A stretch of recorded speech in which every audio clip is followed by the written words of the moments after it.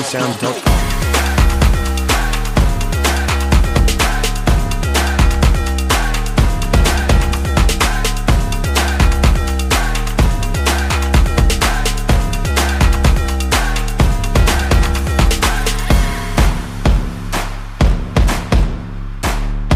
bensound.com.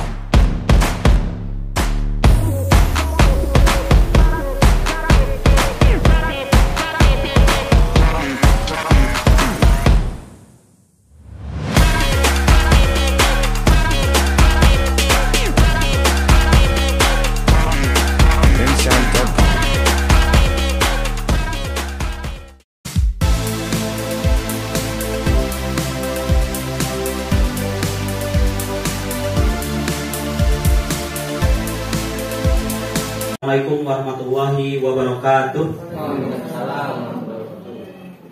Pada kali ini, alhamdulillah saya telah diberikan waktu dari Koordinator Guru Umum dan juga terima kasih kepada Bapak Ibu sekalian yang telah berkenan hadir mengikuti kegiatan ini. Mungkin waktu cukup lama, cukup menyita waktu juga karena ini memang memerlukan semacam sharing dan kemudian mohon maaf nanti Bapak Ibu sekalian karena ini belum tentu saya itu memahami semua materi yang akan saya sampaikan. Jadi silakan nanti bantuannya mungkin yang pertama Ibu Mira, kemudian yang berikutnya lagi di slide manapun silakan untuk instruksi untuk memberikan saran dan lain sebagainya sehingga diskusi kita langsung nyata, langsung hidup begitu Bapak Ibu sekalian. Marilah kita buka dengan mengucapkan basmalah bersama-sama. Bismillahirrahmanirrahim. Bapak Ibu sekalian, saya di sini sebagai calon guru penggerak di Angkatan 8 Kota Sukabumi. Nama saya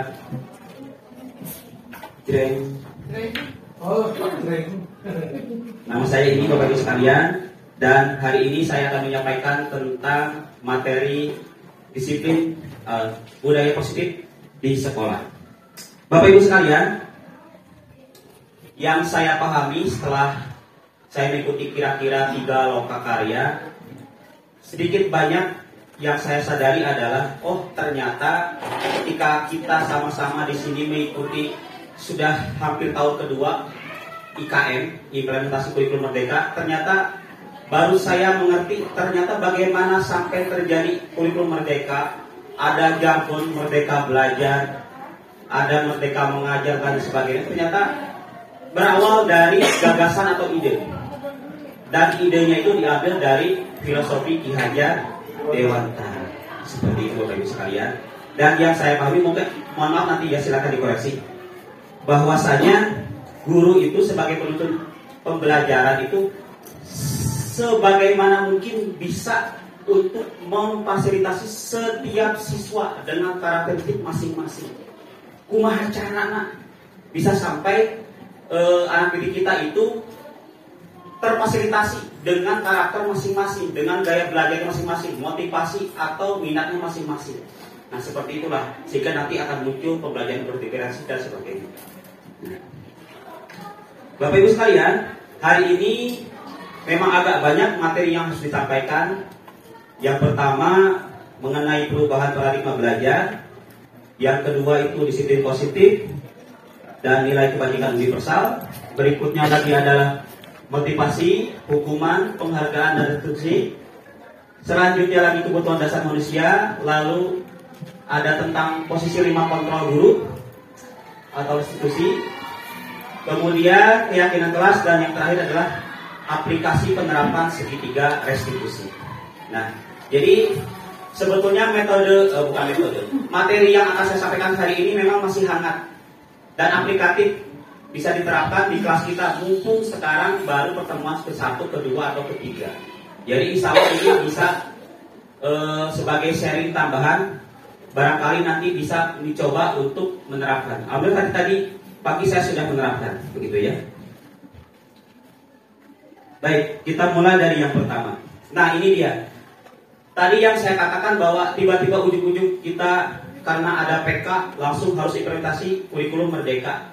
Sebetulnya gagasan dari mana? Yang saya pahami ternyata ketika saya membaca modul yang pertama di pendidikan guru penggerak itu ada kata-kata Ki Hajar Dewantara bahwa kita itu seyogianya bisa mendidik anak itu sesuai kodrat alam dan kodrat zaman.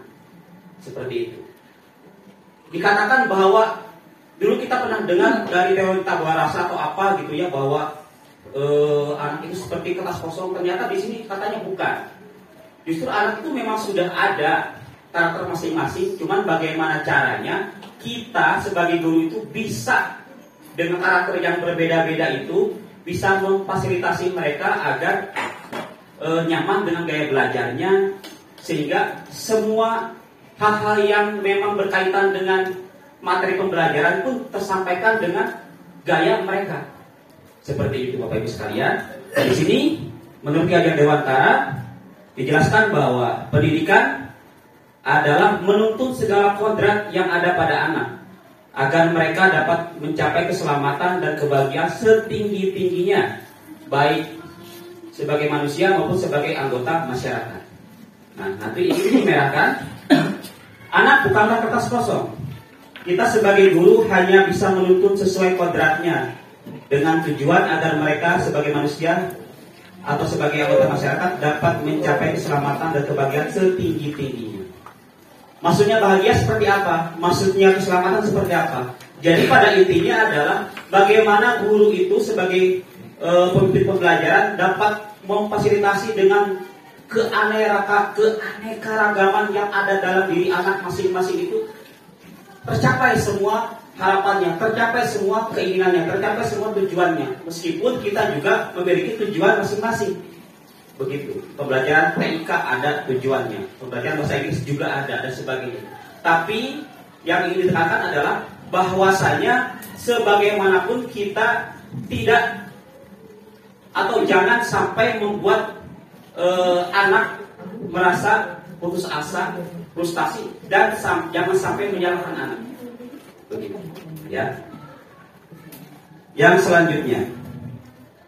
Nah, Bapak Ibu sekalian, mungkin juga kita sudah mendapatkan materi tentang pembelajaran terdiferensiasi, tapi pada hakikatnya di sini saya tidak akan bercerita tentang banyak mengenai materi ini, hanya cerita saja ya Bapak Ibu sekalian.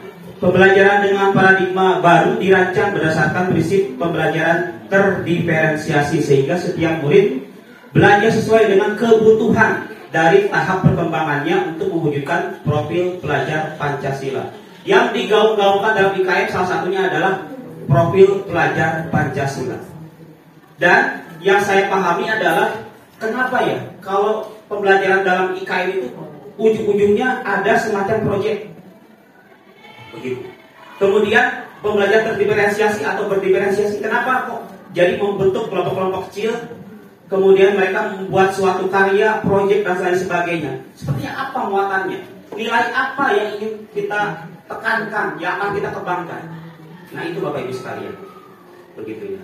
Saya sedikit agak memahami, silakan nanti Bapak Ibu sekalian bisa sharing ya. Jadi sebetulnya dalam ekosistem atau dalam suatu kelompok itu terdapat berbagai macam nilai yang akan didapatkan anak sadar atau tidak. Begitu. Salah satunya adalah hal yang tentunya akan kita sadari bahwa dalam kelompok itu akan terjadi apa?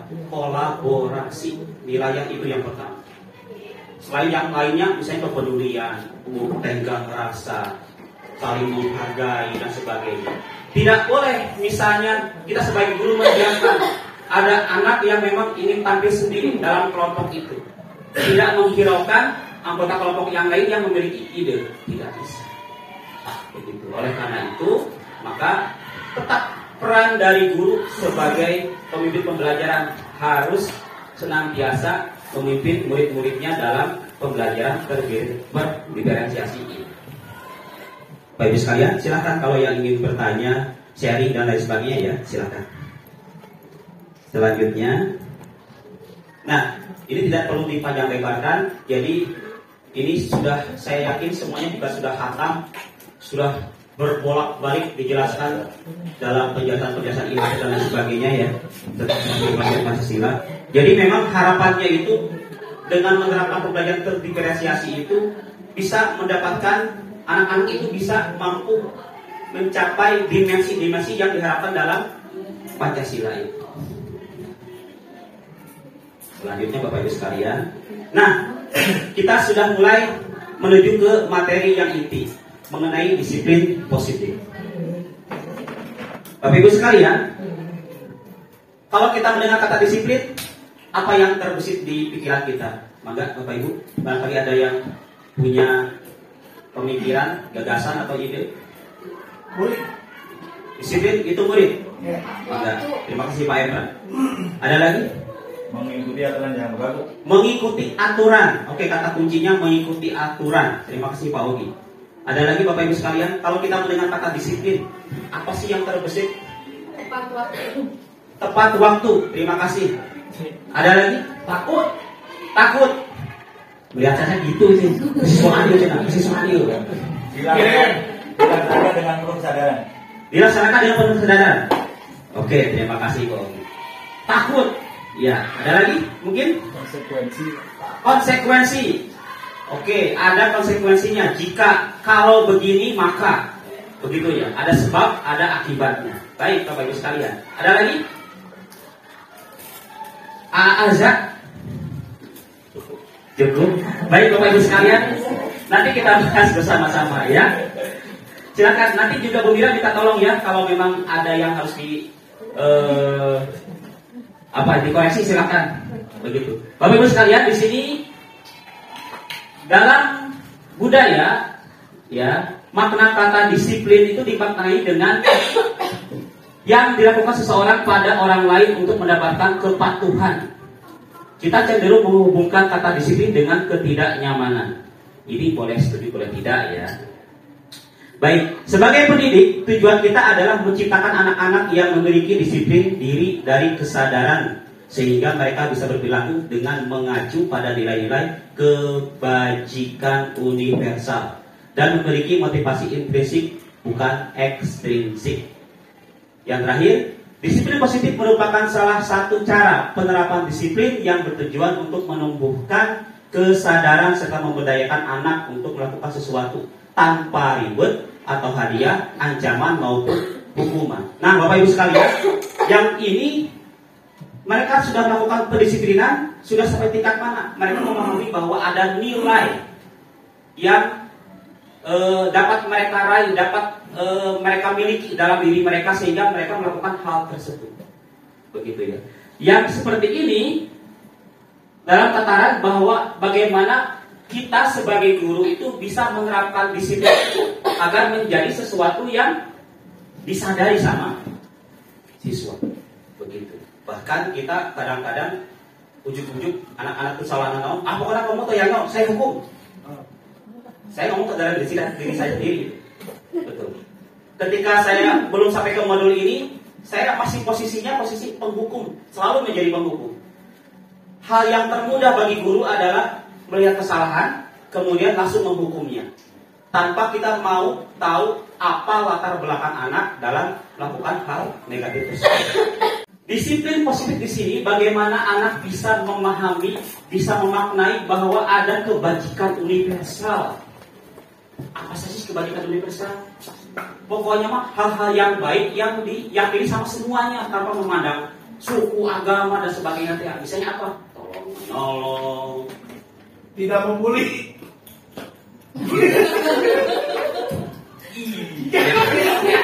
Saya setuju Pak Ibu. Sepakat.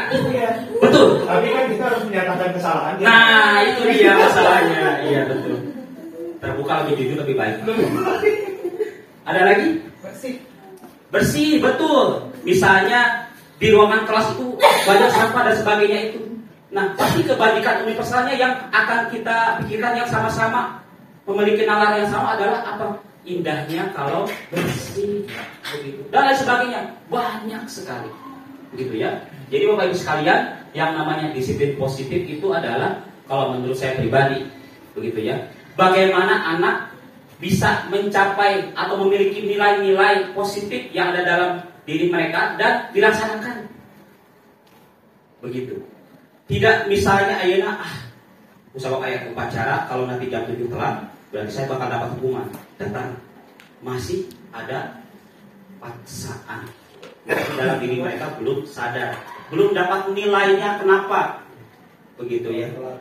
Nah, kunaon kalau saya tuh harus datang ke sekolah tepat waktu, begitu. Baru sampai tatarannya mereka takut kalau ketemu kesiswaan bakal kalau ketemu Bu Pina, kalau ketemu Pak Efra, bukan. Kalau ketemu Pak Reno, ketemu Pak Dede, Inpa.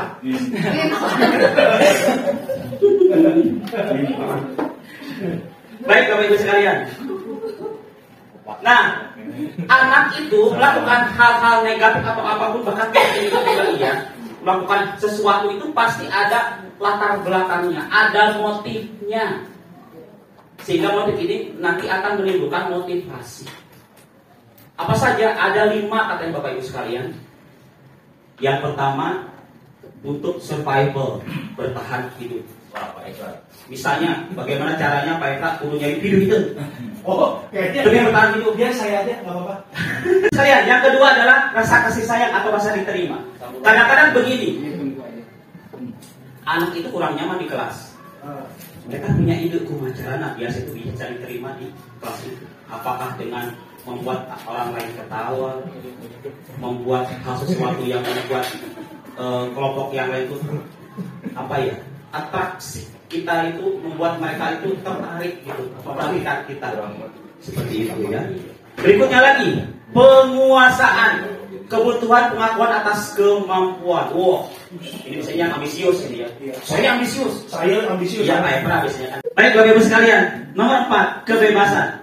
Kebutuhan akan pilihan. Kadang-kadang begini, si A, namanya A, gak suka sih pelajaran bahasa Inggris tapi tidak punya pilihan yang lain kan, harus mengikuti.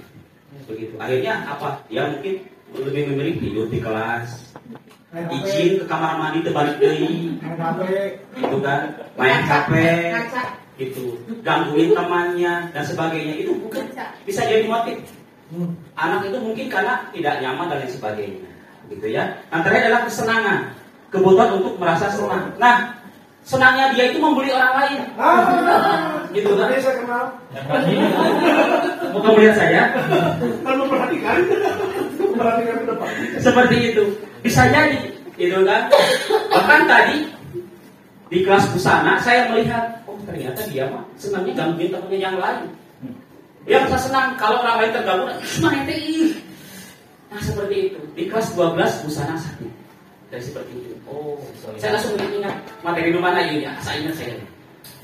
Coba tanya Pak Abang. Motif. Begitu ya Bapak Ibu sekalian. Kita harus subjek objektif. Yang berikutnya. Nah, sehingga tadi latar belakang yang 5 tadi itu akan menimbulkan motivasi perilaku. Bagi murid iya mungkin ya, bagi guru juga iya. Yang itu, motivasi merupakan dorongan yang timbul pada diri seseorang secara sadar atau tidak untuk melakukan sesuatu tindakan dengan tujuan tertentu. Nah, misalnya ini, yang pertama di kolom yang pertama nih, di kotak yang pertama ya, menghindari ketidaknyamanan dan hukuman. Contohnya, murid melakukan disiplin karena ia takut dihukum. Ini merupakan motivasi ekstrinsik.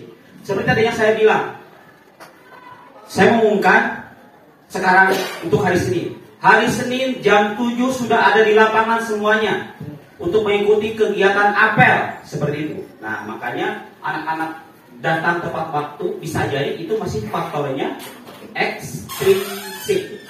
Disuruh orang lain. Iya. Dari orang luar. Betul, karena motivasinya itu dorongan dari orang lain. Paksa, gitu ya. Yang berikutnya, mendapatkan imbalan atau penghargaan dari orang lain, reward tea. Begitu. Ternyata reward itu dampaknya juga tidak signifikan. Bapak Ibu sekalian. Begitu. Hanya berlaku temporer. Maksudnya begini, sekarang misalnya kamu mengerjakan pelajaran tematik A, anak teh rajin ngerjakeun, kamu dapat bintang 5. Apalkeun 5. Gitu ya. Kemudian berikutnya lagi tugas yang berikutnya, bintangnya 5D. Ketika si guru ini enggak sekolah, diganti sama guru yang lain, tidak ngasih reward seperti itu. Akhirnya anak, mau atau ngerjakeun enggak teman-teman bintang itu. Nah, berarti masih tataran reward. Dan itu temporer akhirnya kan. Ketika guru tidak memberikan reward, anak tidak mengerjakan. Seperti itu. Yang terakhir, menghargai nilai-nilai kebajikan diri sendiri. Nah ini bagaimana caranya kita semua sebagai guru bisa mencapai anak itu ke tataran yang ini. Begitu ya Bapak Ibu sekalian. Murid melakukan disiplin diri karena sadar akan nilai kebajikan dirinya. Ini merupakan motivasi intrinsik. Bagaimana kita memunculkan motivasi dari dirinya sendiri. Penting sekolah teh, penting datang tepat waktu, penting memakai seragam dengan sesuai harinya, penting memakai sepatu warna hitam, penting dan sebagainya. Kumaha carana bisa nampak seakan-akan bahwa itu adalah sudah menempel di dirinya masing-masing. Nah, seperti itu. Itu tugas kita bersama. Makanya nanti silakan Bapak Ibu sekalian. Sekarang pun silakan. Kalau memang ada pendapat dan sebagainya, ayo kita sharing bersama-sama. Ada yang ingin berpendapat atau ingin menyampaikan Berpendapatan. Ini Mau. jangan tidur. Oh, ini dari Bang Gia. Ya, Biar gak jemput. ya, dan ke Prau. Itu yang reward itu kalau sekali-kali gimana? Maksudnya bukan untuk supaya mereka termotivasi karena reward, hanya sekadar penghargaan kecil bahwa mereka mungkin bersaing gitu ya, berkompetisi dengan teman-temannya. Misalkan rewardnya cuma untuk 3 orang gitu, dan sekali-kali nggak tiap. Kalau tadi yang diceritakan kan kayaknya sering gitu ya, Iya. ngasih bintang gitu. Iya. Yang tadi kan kalau sekali-kali mungkin masih Ya. sih kan. Baik, ada pendapat yang lain? Tadi Bu Anggi menyampaikan bahwa bagaimana kalau rewardnya itu sesekali saja. Karena ini kan misalnya, ini contohnya levelnya rada menantang nih. Di bahasa Jermannya ini. Ini penguasaan misalnya materi tertentu, ini kayaknya susah, tapi sini mah bisa. Kita kasih reward buat 3 orang gitu. Kira dampaknya apakah positif ataukah dan ini sesekali, tidak rutin dan sebagainya. Seperti apa? Barangkali ada lagi pendapat yang lain? Kita bahas dulu mungkin. Kalau menurut dia, maksudnya menurut saya, ini masing-masing itu punya kelebihan yang bisa kita lakukan, tapi dengan porsi tertentu. Jadi jangan mungkin ya, goalnya adalah kebajikan diri sendiri pastinya. Nah, pertamanya cara mengajarkannya mungkin tahapan pertama ada punishment and reward. Tahapan kedua dikasih punishment and reward. Tahapan ketiga punishment and reward. Hal yang sama. Ya, tapi mungkin untuk nyampe kesadaran pribadi tetap harus dikasih punishment and reward. Tapi mungkin fokus kita adalah supaya dia muncul motivasi intrinsiknya. Tapi kan menjalankan motivasi intrinsik, mencapai motivasi intrinsik, intrinsik itu harus ekstrinsik dulu. Ibaratnya mah mesin mobil, kan nggak mungkin disuruh jalan. Begitu bangun pagi saya sadar dong kamu udah waktunya saya ke kantornya dong, enggak. Itu di starter dulu maksudnya. Nah di starter kan kecil ekstrinsik, baru dia. Ini yang di belakang saya ini gimana ya? Banyak yang mau ini. Ya, saya emosi loh. Enggak apa-apa. Nanti saya bakal capek diri. Ada dorongan ekstrinsik dari saya ini. Nanti saya Jadi yang dieditnya yang ngomongnya yang bagus. Iya mungkin dalam porsi tertentu saya pikir memberikan punishment yang reward itu bagus. Siap. Apakah setuju tadi dengan yang diutarakan Bu Anggi? Setuju. Yang diaturkan oleh Ogi. Wangi. Oh ya, boleh. Sama Wangi, setuju saya. Setuju.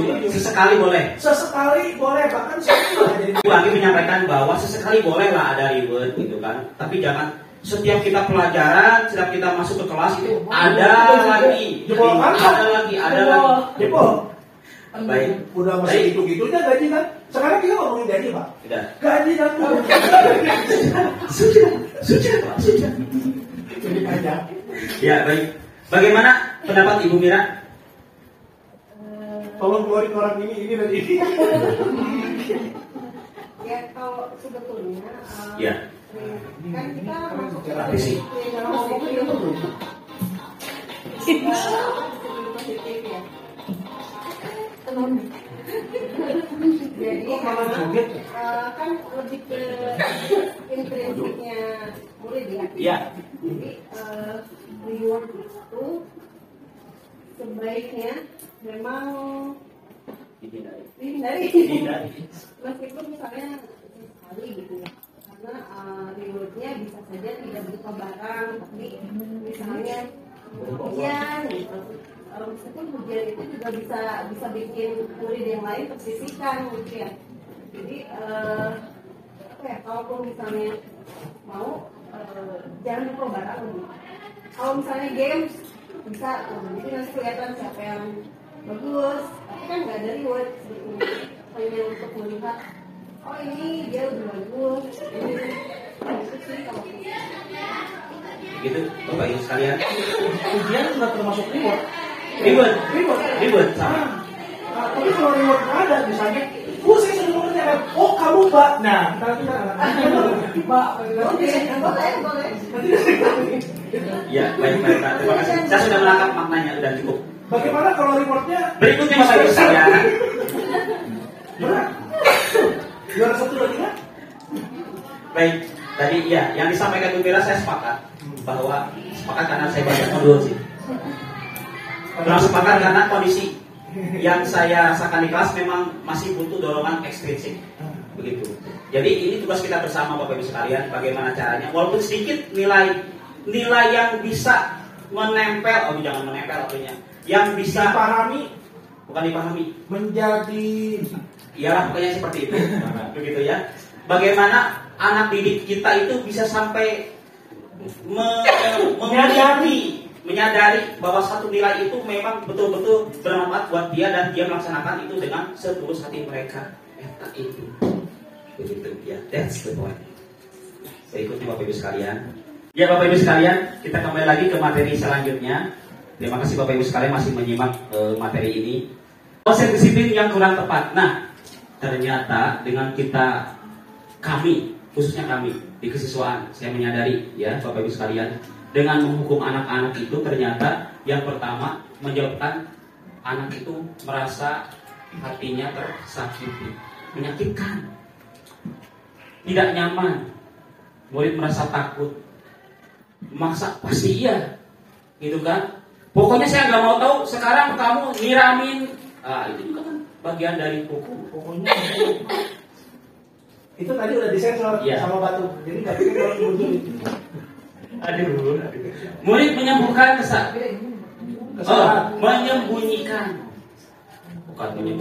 menyembunyikan kesalahan. Murid menjadi rendah diri. Nah, kemudian keputusan sepihak iya. Bahkan murid belum sempat mengatakan alasannya, langsung dipotong ke hayangnya. Nah sekarang kamu tugasnya sekarang ketemu Pak Ogi di ruang guru. Bersih. Seperti itu. Ya, memakai hukuman seperti itu Bapak Ibu sekalian. Kemudian sekarang bagaimana tentang penghargaan? Kurang efektif katanya. Kemudian dapat merusak hubungan.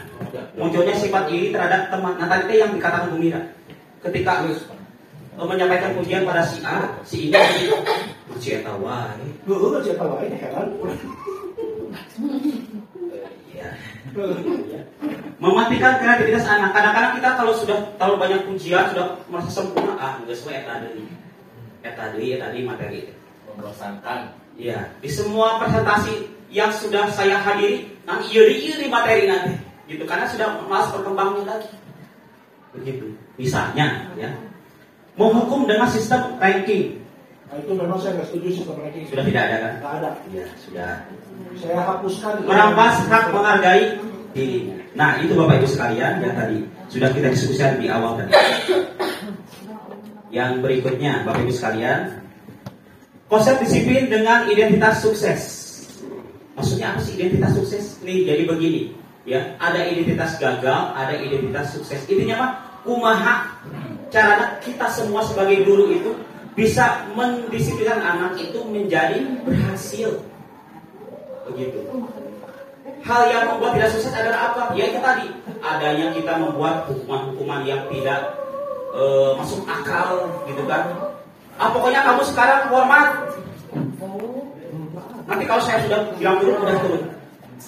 Ada terus, begitu ya. Dan sebagainya. Nih, sekarang bagaimana caranya? Misalnya, nih, kalau dengan konsekuensi Misalnya karena kamu terlambat 15 menit, sekarang 15 menit lagi kamu harus baca yuk 15 menit. Kalau udah 15 menit baru kamu boleh ke kelas, misalnya seperti itu. Ya, penguatannya jangka pendek. Karena yang mereka rasa adalah ya sebatas itu, sebatas bahwa dia itu mengikuti ini gara-gara ada konsekuensinya. Begitu ya. Perlu monitoring berkelanjutan. Iya. Begitu. Contohnya tidak siswaan Pak, ini kalau di kelas ya berarti tugas dulu masih.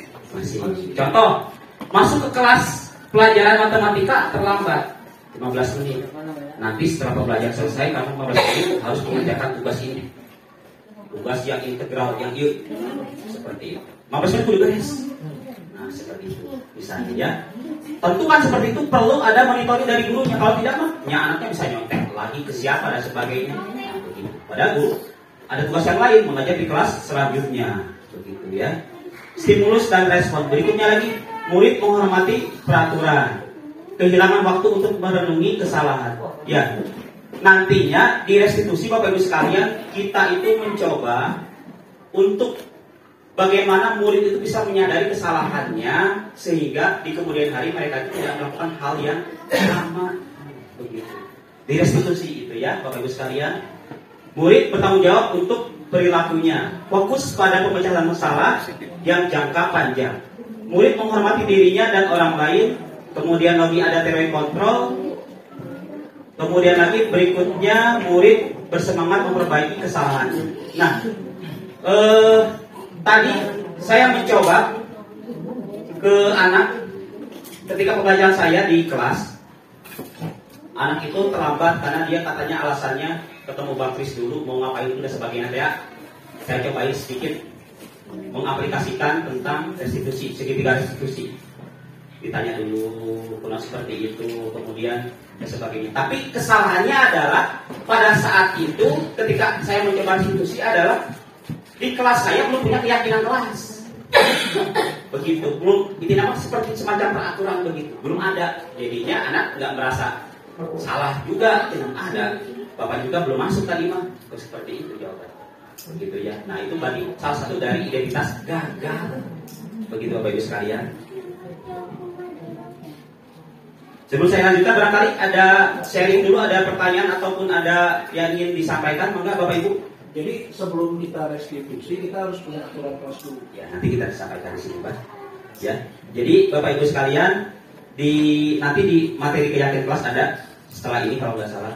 Itu bagaimana caranya kita bisa mendesain kelas kita itu disepakati. Kalau semacam yang kita tahu mungkin adanya aturan. Nah, kadang kalau aturan itu anak tidak tahu menahu, langsung ada aturan. Seperti contoh tata tertib sekolah. Anak apakah dilibatkan membuat aturan tersebut? Tidak. Karena lama prosesnya. Pasti. Begitu. Dan menimbulkan perdebatan. Sifatnya memaksa, begitu kan? Iya. Kalau tidak dapat poin ini dan sebagainya. Kalau keyakinan kelas memang disusun bersama-sama, kemudian disepakati dan ini harus dilaksanakan sama-sama dan sudah disepakati. Kalau tidak, ya itu kayak ada bisa dengan menerapkan restitusi tadi. Berarti pada spot and reward. Tidak, nanti di restitusi nanti dijelaskan. Begitu ya. Bagaimana mencoba anak itu menyadari kesalahannya dan tidak melakukan di kemudian hari tanpa kita harus melakukan punishment. Kasuistik kalau hal-hal tertentu siswa yang begitu. Kalau saya begini Pak, kalau misalnya hukuman itu satu, sifatnya itu satu mendidik, saya begitu. Ya. Dan yang kedua harus konsistensi. Artinya kalau memang tuh anak sudah berbuat salah, mengenai aturan, kayak gini, malah kita ini kita bantu, kita berikan sebuah apa yang namanya? Apa sifatnya apa? Hukuman atau apapun, yang sifatnya mendidik gitu. Artinya menimbulkan rasa perubahan anak sehingga mau berubah lebih baik. Ya. Dan memang harus diawasi dan memang konsisten. Tidak seperti sekarang ini kita melanggar suami, tidak hukuman, tapi tidak dipantau, dan dibiarkan berikan guru yang lain. Kemudian nanti tidak dilihat perkembangan untuk kemudian nanti bagaimana. Memang menurut saya harus diperhatikan konsistensi, dibimbing. Dan sifatnya semuanya memang kalau saya berprinsip pendidik lah gitu. Ya. Sehingga nanti akan timbul kesadaran. Baik. Kalau tidak sadar, Allah tidak akan melanggar lagi. Itu pendapat saya. Baik, terima Bukan kasih. pendapat Pak Eka. Ya. Pasti udah baca buku tadi browsing dulu. Bukan ini. Bukan, kalau tadi bukan browsing tentang materi ini bukan, tapi baca pesan dari pihak sekolah. Wah, iya. Tolong di ACC, Datang Kalau kalau nggak selesai. tolong di ACC proposal yang dari ke siswa. Oh iya. Iya. Saya mau nambahin, tadi Pak kayaknya agak setuju kayak Pak Ogi ya. Selain kita dari dulu juga kan sedang di apa ya, di pemahaman kita juga waktu sekolah kan begitu ya, punishment, reward gitu ya. Kalau di sekolah mereka tidak mendapatkan itu, tidak mendapatkan reward, ketika mereka di dunia luar di sekolah kan di dunia luar itu banyak aturan yang ada punishment kayak misal gitu ya, bapak pakai helm dihukum. Tapi kalau di sekolah mereka nggak terbiasa dengan punishment, mereka di luar bisa seenaknya gitu kan. Padahal di luar aturannya itu berbeda dengan sekolah. Baik, nanti ya termasuk tadi yang kayak Bu Anggi menyampaikan tadi yang masalah helm ya karena sebetulnya ada nilai di situ, nilai yang terkandung kenapa harus pakai helm tapi belum disadari. Nilainya apa? Keselamatan, nyawa. Nah masalahnya kadang mereka itu ketika melakukan kesalahan, saya tanya kenapa kamu ini kamu jawab. Apalagi kalau dipanggil satu dia takut aja gitu ya, oh itu udah menghukum gitu, udah dibilang nggak akan menghukum, itu mereka tahu aja kamu tuh kenapa gitu, tapi malah kan tengah jawab gitu. Betul. Karena apa? Karena begini Bapak Ibu sekalian, yang saya tangkap, terima kasih Pak Ogi dan Bu Anggi juga, yang saya tangkap adalah apa? Ketika anak ingin bercerita, tapi anak itu belum bisa nyaman dengan guru. Kenapa? Karena boleh jadi yang anak terka adalah bisa jadi ini guru teh betul-betul saya bilang komplotan polisi iya. Siswaan. Siswaan. Pembunuhan siswaan. Saya bilang komplotan sekalian ya. Begitu. Boleh jadi seperti itu. Nah, maksudnya begini. Yang saya pahami adalah ketika kita menerapkan suatu aturan harus wajib dan sebagainya kemudian sampai jadi hukuman, begitu ya. Kenapa sih anak didik kita itu merasa kok dia sampai dia bisa bercerita kenapa seperti ini sampai dia dihukum pasrah-pasrah wae. Nah, karena apa? Karena lingkungan kita sendiri, guru kita sendiri juga belum bisa, begitu ya, belum bisa menerapkan hal yang sama di saat di guru ini bisa, di guru yang ini tidak disukai dengan gaya metode yang seperti ini. berarti harus diajak komunikasi. Kolaborasi. Begitu. Makanya kami berusaha ya nanti membuat praktisi, begitu ya, kemudian bisa menuangkan ide ini, kemudian juga bisa menyampaikan, bisa share kepada guru-guru yang lain. Bagaimana kita bisa mendidik anak itu memang sesuai kodratnya. Kan kita tidak bisa menerima sesuai dengan sesempurna yang kita mau. Ini mah sudah kodratnya seperti ini. Kita dikasih anak anu pepot, anu kia dan sebagainya, kita sudah terima.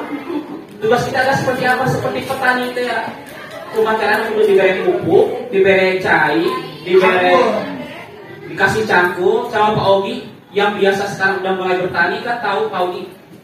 Ini tanaman ini bibitnya tuh ada yang kuntet, ada yang ini, tapi bagaimana caranya Pak Ogi itu memberikan treatmentnya agar semuanya tumbuhnya sama. Kan begitu. Jadi berarti kalau memberikan hukuman atau sesuai yang mana itu harus kondisional, tidak bisa disamaratakan. Iya. Tapi memang satu diajak komunikasi. Kenapa berbuat salah? Kenapa melanggar? Itu satu menurut saya. Kan alasan dan penyebabnya tentunya berbeda-beda. Betul. Kalau kita diajak komunikasi, kemudian menyebutkan alasannya apa, insya Allah kalau kita awasi, kita bimbing, kita ajak komunikasi, betul. insya Allah akan tambah baik. Nah itu Pak, itu maksudnya ke dalam identitas suksesnya Pak Ogi. Oke. Begitu. Karena hal yang terpenting adalah begini Bapak Ibu sekalian, bagaimana caranya menurut Ki Hajar Dewa Ta'ala itu kita sebisa mungkin menerapkan zero hukuman. Hukuman itu menyakitkan. Saya baru sadarnya sekarang ini. Karena jadi Iya. kalau misalnya itu hukuman kita akan ada hukuman. Kalau misalnya kelak semacam ini kita mau gimana?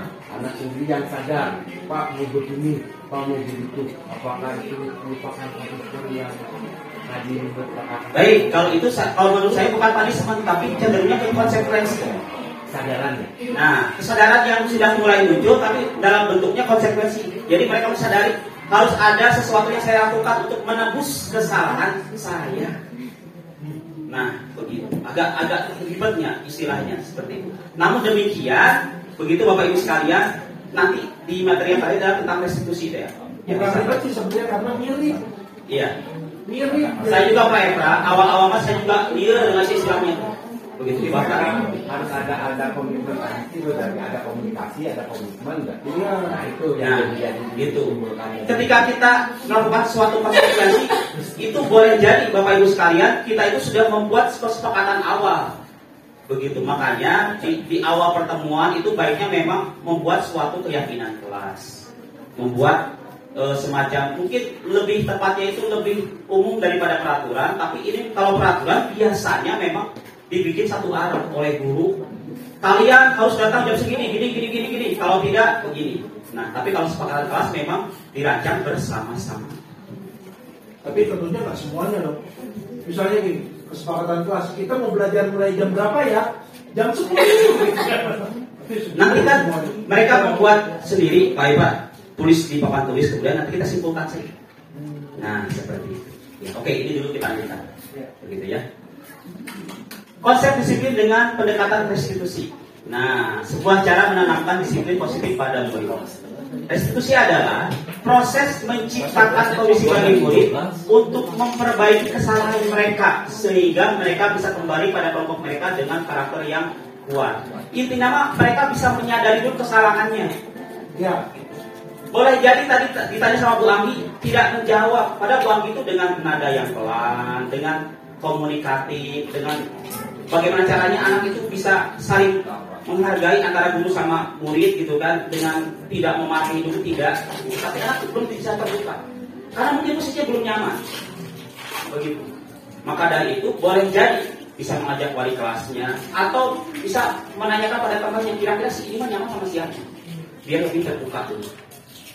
Boleh jadi anak itu memiliki masalah yang lebih kompleks daripada kita sebagai gurunya. Kok ada ya anak yang punya masalah seperti ini? Saya juga heran dulu ya. Kira-kira 2 atau 3 tahun yang lalu saya sampai mendengar ceritanya di rumah orang tuanya bertengkar terus. Si ini kadang-kadang tidur di tempat ini. Bahkan dia sudah harus harus bekerja mencari uang sendiri untuk sekolah dan sebagainya. Seusia mereka begitu kan, ada yang seperti itu. Ya, menurut Jadi Gosen 2004, restitusi bukanlah untuk menebus kesalahan, namun restitusi adalah sebuah tawaran, ya, bukan paksaan. Restitusi fokus pada solusi serta dapat mengembalikan murid yang berbuat salah pada kelompoknya. Nah, Bapak Ibu sekalian, jadi memang ini susah. Belum tentu kita sekali restitusi langsung berhasil, anaknya langsung sadar, belum tentu. Tapi boleh jadi ketika anak itu sudah nyaman, begitu ya, kemudian mereka melakukan salah lagi, kemudian kita melakukan restitusi lagi, akhirnya anak bisa lebih menyadari dan kemudian sudah tertanam hal-hal baik, nilai-nilai baik yang mereka sadari. Ya.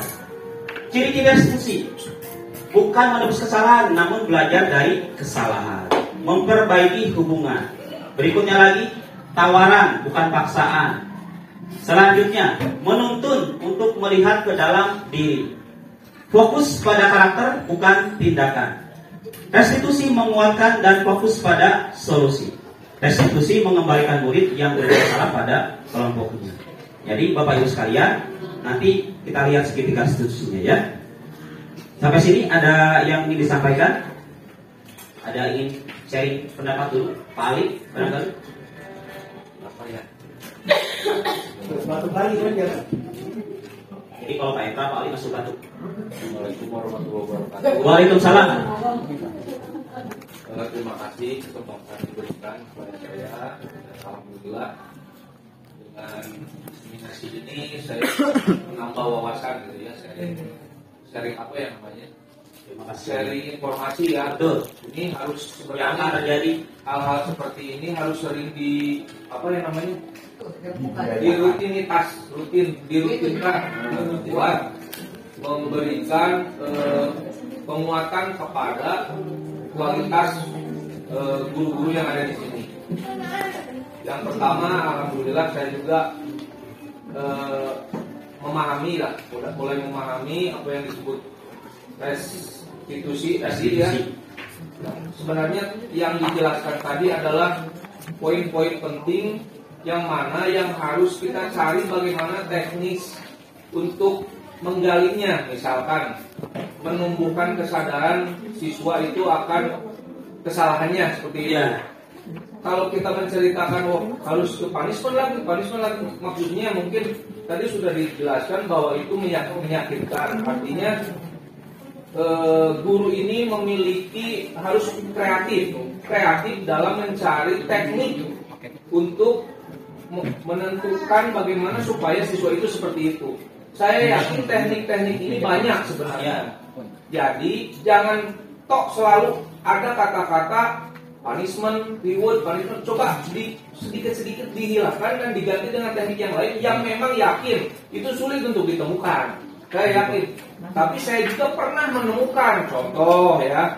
Misalkan saya membawa anak yang sedikit disiplin daripada anak-anak yang lain dan suruh menceritakan di depan anak-anak yang lain. Itu kan bagian daripada kalau kita menceritakan diri sendiri atau dari mana tanpa memperlihatkan siswa yang benar-benar di mata di mereka itu benar, itu ternyata nyata gitu, faktanya ada anak yang kayak gitu misalkan.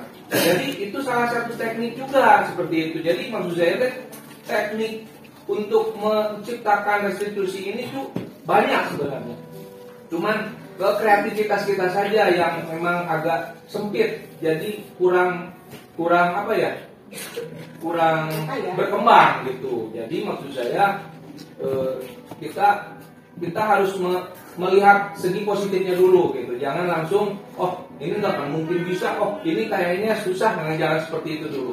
Jadi membuka diri dulu dan sedikit-sedikit menemukan, bertanya, komunikasi dan mudah-mudahan kedepannya bisa mengembangkan diri. Terima kasih. Terima kasih luar biasa. Jadi intinya adalah ketika kreativitas kita itu terhalang dengan tugas tambahan. Nah itulah nyambung ya. Baik Bapak Ibu sekalian, kita lanjutkan. Luar biasa tadi Pak Ali menyampaikan gagasannya. Kita langsung konklusi menutup. Oh iya, berarti kita lanjutkan. Konklusi materi satu. Konklusi. Baik, kita lanjutkan ya Bapak Ibu sekalian. Perbedaan hukuman dan konsekuensi. Nah, ini tadi Pak Daksi sudah menyinggung sedikit tadi ya. Kalau begini bagaimana dan sebagainya, karena anak sudah melakukan sesuatu kesalahan, kemudian dia ingin menebus kesalahan itu dengan melakukan tindakan apa, gitu kan? Nah ini dia. Kalau hukuman itu katanya sesuatu yang menyakitkan harus terjadi, kemudian membuat anak itu bisa fisiknya, bisa hatinya terluka, begitu kan? Anak membenci kedisiplinan, sifatnya memaksa, kemudian mendorong anak menyakiti diri sendiri. Wah, seperti apa ini ya? Konsep diri yang buruk. Anak belajar untuk menyembunyikan kesalahannya, marah, merasa bersalah, dipermalukan, merasa tak dihargai. Bagaimana konsekuensi? Ini dia. Sesuatu yang harus terjadi itu daripada sih. Karena mungkin setelah disepakati, pokoknya nanti kalau disepakati karena kamu sudah terlambat, kamu masuk kelas olahraga, akhirnya kamu harus lari 3 barikan bulan, baru boleh ikut. Nah seperti itu mungkin ya. Baik. Kemudian membuat anak merasa tidak nyaman dalam jangka waktu yang pendek.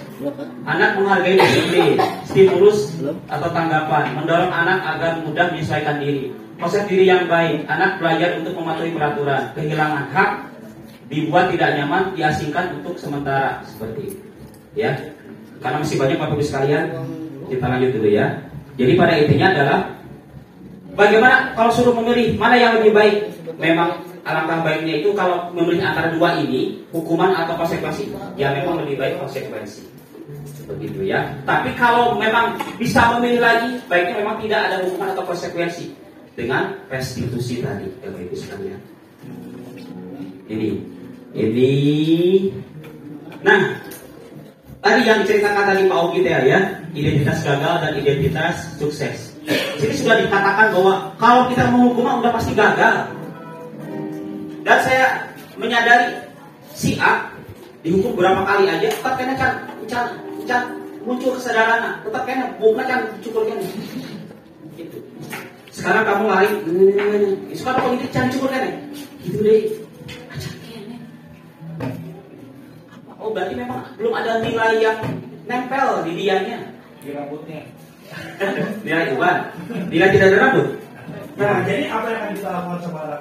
Nah, di kasus saya ini. Rambut kamu jangan panjang. Karena panjang itu tidak baik untuk kesehatan. Panjang dong kita ngomongnya. Ya kenapa lihat saya? Sama. Tukang cukur tidak akan punya penghasilan kalau rambut kamu panjang. Lihatlah teman-teman kamu yang udah baik di sana, yang udah lulus. Baik, cukup Pak Ebra. Ya, saya memahami. Artinya kan gini. Kalau Begini Pak, begini. Oke, terima kasih, paham saya. Tapi intinya adalah begini, kita menanamkan hal yang positif yang mereka bisa telaah diri sendiri. Misalnya apa? Rambut yang tebal itu belum tentu sehat. banyak kutunya. Nah itu bisa minimalnya nilai kesehatannya dulu yang harus dia tanamkan dalam diri dia sendiri bahwa itu adalah memang bermanfaat buat dia. Saya pakai saksel Pak.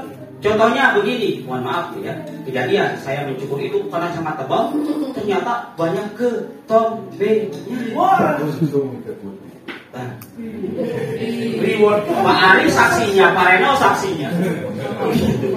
Nah, jadi bahkan ketika saya menyampaikan hal seperti itu, karena memang kurang kesepakatan bersama, kitanya dulu sebagai guru, akhirnya kan ini kan masalah grooming, ini kan masalah apa?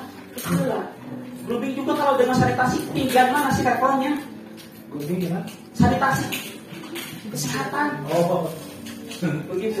Kalau menurut saya mending sehat dulu lah. iya betul. Itu. Percuma rambutnya ganteng kalau setebal itu, tapi banyak ketombenya, loba ratu dan sebagainya, kita betah kieu, ya. Sesuatu yang menyakitkan dan sebagainya tadi ya. Kemudian yang sukses itu, nah level yang rada lumayan itu konsekuensi itu masuk ke dalam identitas yang sukses. Namun demikian restitusi adalah yang paling baik, gitu ya. Dan ini, nah nanti kita bahas di sini ya. Kakak baca. Saya skip aja. Oh iya, nah ini kebaca. Contoh kasus siswa yang sering terlambat. Kalau dengan metode hukuman misalnya, guru menghukum siswa tersebut hormat bendera 15 menit. Pokoknya mah ternyambung. Pokoknya tayang nyawa kamu lari, tayang nyawa kamu nyiram, karena kamu udah terlambat, begitu kan? Itu yang biasa hari-hari kami lakukan. Kami, ya, oknumnya kami. Lebih dari itu juga. Ya. Dan komplotannya. Tapi juga bermanfaat buat guru umum kan Pak Ugi. Konsekuensi guru memberikan konsekuensi untuk pelajaran tambahan waktu. Nah sesuai dengan waktu yang keterlambatan siswa tersebut. Guru tegas dan siswa menghormati peraturan. Ini contoh misalnya tadi Pak Ugi, ini kelas Pak Ugi.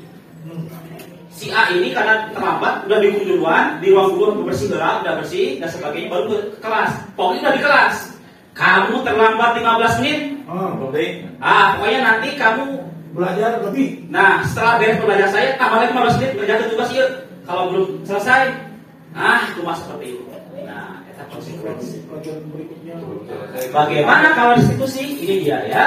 Guru menanyakan keyakinan kelas. Nah, makanya harus ada dulu sesuatu yang kita sepakati itu dikasihkan. Baru kita bisa menggunakan restitusi ini. Bagaimana kalau di sekolah? Kan tidak ada restitusi. Tidak ada kesepakatan kelas. Tidak ada kesepakatan sekolah. Nah, yang seperti itu makanya dibuat hal-hal yang sederhana dulu aja.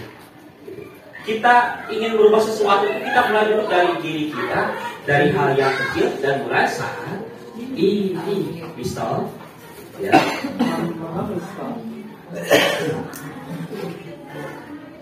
Nah, Bapak Ibu sekalian, Kontrol.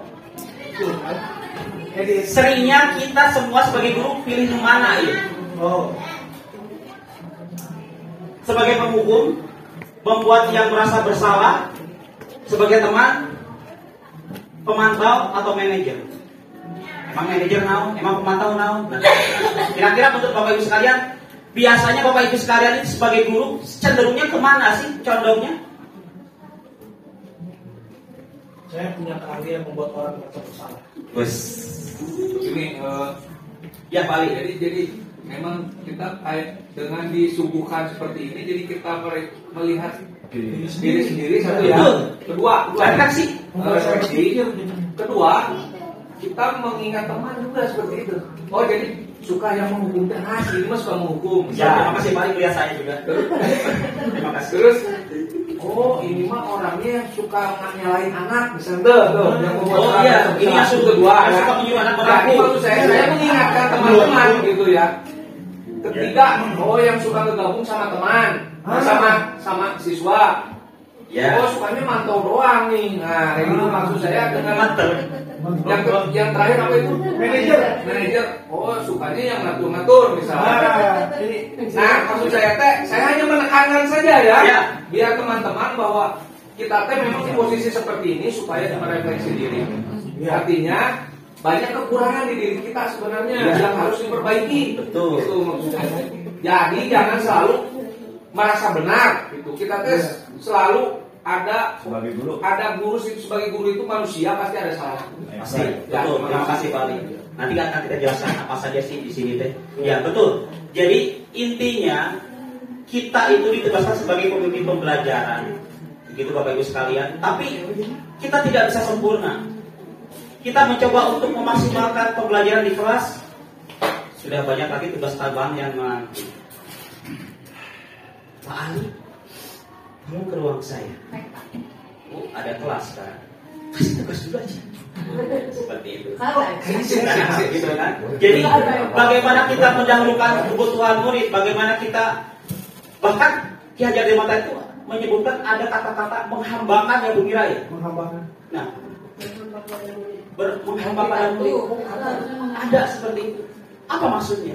Jadi bagaimana caranya kita itu menjadi bukan pelayan ya apa ya? Istilahnya yang lebih enak itu pakai memfasilitasi dengan sebisa mungkin memunculkan potensi mereka. Dan walaupun mereka si pepet rumah AOG, kalau kita kasih pupuknya yang baik, disiram dengan baik dan sebagainya, bibitnya juga pasti akan tumbuh. Idealnya seperti itu.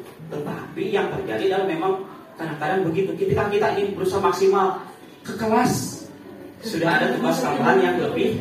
Bapak Ibu sekalian, kita lihat sama-sama. Kalau sebagai fokus seperti apa sih? Contoh, ini kata-katanya ya, ini kalimatnya. Tolong patuhi aturan. Kamu jangan dulu masuk ke ruangan, lari 3 kali. Nah, saya pernah itu. Secara jujur, saya tadi siang melakukan nomor 1, 2. Bukan tadi siang, kemarin juga ya. Yang baru kejadian tadi itu ternyata 1, 2, 5. Dari 5 ini kita melakukan 3. Baik, yang kedua, membuat merasa bersalah.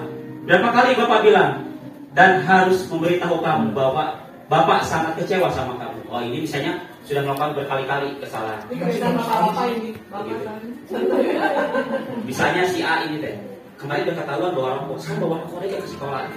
Kemarin memang sengaja nggak langsung dihukum, itunya. Sekarang kejadian lagi, nah membuat merasa bersalah.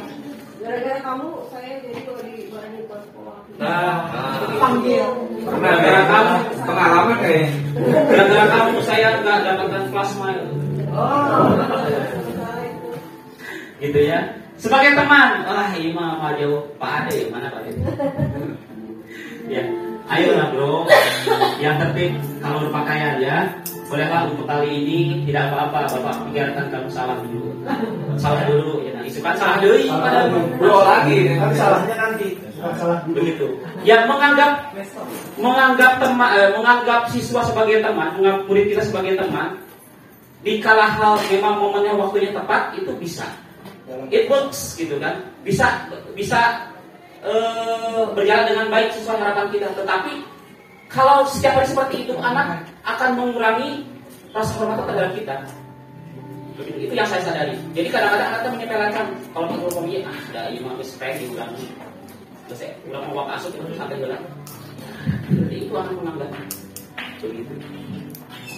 Pemantau, kamu sudah melanggar. Apa peraturan? Kamu sudah melanggar. Apa peraturan konsekuensinya bila kamu melanggar? Nah ini mah berarti cenderungnya yang ke konsekuensi tadi, ya. Begitu. Yang manajer, apakah kamu tahu kesalahan kamu apa? Kira-kira bagaimana kamu akan memperbaiki kesalahan ini? Nah, Bapak Ibu sekalian, ternyata kalau di restitusi itu yang paling tepat adalah kalau kita menjadi yang manajer ini. Ternyata kalau yang manajer ini yang lebih tepat untuk aplikasi ke restitusi. Pikir 5 ini tuh nggak boleh nih. Bukan. Ya ini suatu pilihan buat kita. Begitu. Kita cenderungnya suka melakukan yang mana. Begitu. Tetapi kalau boleh memilih, menurut di sini, ya pembelajaran yang saya pelajari di guru penggerak itu, sebisa mungkin kita sebagai manajer. Begitu. Karena ini kalau manajer itu kita tidak mendidik anak untuk melakukan hukuman, tidak begitu. Tapi berusaha untuk anak itu menyadari atas apa yang mereka lakukan. Nah, begitu Bapak Ibu sekalian, ya. Kira kalau lihat gambar seperti ini, kira-kira apa yang akan Bapak Ibu? Ini Menangnya bagus, Bapak minta. saya nanya dulu. Sebentar, sebagai bukti saya di sini, saya kasih itu ya, kasih linknya ya. Ya. Bapak Ibu tuliskan di itu ya, di Megat ya. Wah, sudah ada yang mengetik. Jangan lupa di subjeknya itu tuliskan nama Bapak Ibu ya. Baru yang di komentar di bawahnya tuliskan pendapatnya. Salam tulis. Kira-kira kalau tadi Bapak Ibu bakal melakukan melihat anak didik kita ada yang mau. Kalau saya langsung berwakil. Kasihan kalau ternyata ada sesuatu yang Yang dan ternyata temannya yang kedua sedang membantu dia. Terus sini kalian dilepasin, tolong. Ayo gimana? Bu Anggi, lagi ngapain kalian? Sini ibu mau tanya. Wah, ibu pasti dengan intonasinya bakalan kamu ya. Tidak mau jadi jujur ya. Lagi ngapain kalian? Gue sih mau jadi jujur ya. Bukan gini. Dia lagi ngapain? Sambil ikutan curiosity. Mau ini nih, baru bantuin kan? Ayo Pak Ari kemarin tuh dengan 10 PW, 10 ULW apa? Udah ya, terima kasih Bu Mira. Semuanya tapi semuanya seluas. Yang anonim kan kasih nama, diedit. Apa kegunaan pagar? Oh? Bukan masalah kegunaan. Salah saya nyangkut di sini. Ayo. Bukan salah saya nyangkut di sini. Tolong. Ayo gimana ya? Ayo.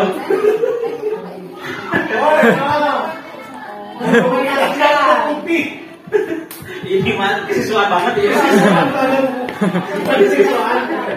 Takutnya ngelak Pak Ini siswanya. yang terakhir ini saya akan bertanya kepada murid siapa ini? Saya Pak, itu Pak. Ayo kok, siap. Kalau gitu, tahu Coba itu. saya mau bertanya, apa gunanya pagar? Apa yang menarik di sana? Coba saya.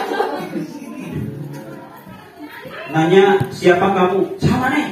Sama nih. Kunci. Udah tahu kan murid kita. Sama nih. Pakai balak kelapa. Apa yang menarik di sana? Yang menarik di sana. Pak ingat cara nanti kita tarik. Pak Ali, kita coba memanggil siswa tersebut. Ya. Jangan dipanggil. Maksudnya besoknya. Kan Pak Reno sudah memotong, sudah tahu muka-mukanya. Wajahnya anak ULP gitu kan. Anak kuliner opak, gitu dari luar. Sama di bahasa kuliner opak. Bu Anggi, lagi ngapain kalian? Oh iya tadi ya. Dengan intonasi yang iya. Baik. Ada lagi? Nih, sudah? Enggak kan ngisi maksudnya? Yang mana? Publish. Wos, ini mah kalau sekali udah dikasih tahu deh. Itu yang saya lakukan. Kalian sedang apa? Mr. Tek belum. Kuotanya habis. Iya, terima kasih. Bertanya lagi ngapain? Sedang apa? Anaknya di kelas ngebel saya. Sok. Ini siapa lagi anonim ini? Sok, tulis. Menegurnya dan menanyakan alasan. Saya deh. Ini sih. Edit nih. Ini buat dokumentasi saya ya. Nanti screenshot. Kenapa? Bukan menegurnya.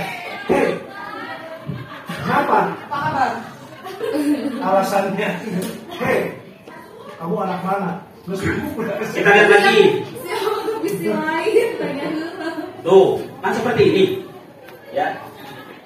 Ada 3 orang. Yang pertama ini belum berhasil, ini belum jadi loncat, ini belum. Iya. Tapi sudah ketangkep ke foto ini. Set. Nah, Kalau kata saya ini nggak gak kabur. Karena yang ketiga itu gendut. Jadi nggak mungkin dia, nggak mungkin untuk naik ke atas itu harus ditarik sama 2 orang. Oh benar, 3. Barangkali di sananya ada kantin, dia mau pesen sesuatu. Ya. Atau jantungnya nyangkut. Bagi orang ada itu ya teman. Iya.